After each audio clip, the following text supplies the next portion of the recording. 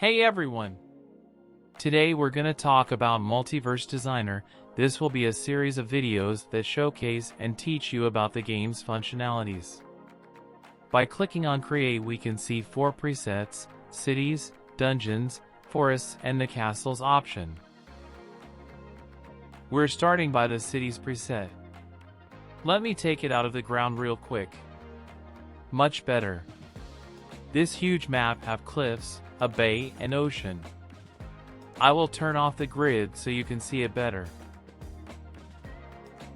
This map is perfect to create cities and harbors, and it's ideal for the starting of your adventure.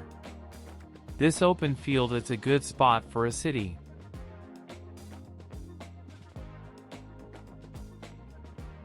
You can click on the top right option, then exit to return to main menu. And following the same steps as before, we can choose other maps. We're going next to Dungeon, where you can build everything up. This one is ideal to create underground dungeons, like labyrinths, crypts, and evil lairs.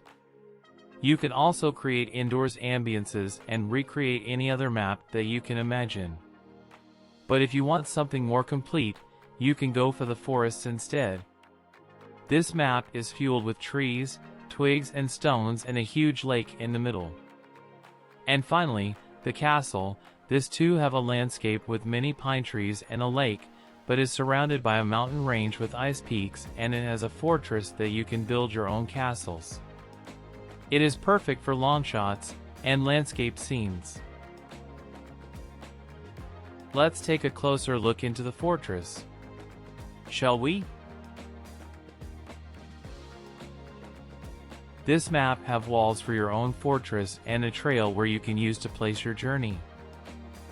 Let me change the lights real quickly to showcase it better. And that's it for this video. I hope you guys like it. In the next video we will show you the interface of the game and how to navigate in it. Thanks for watching and see you soon.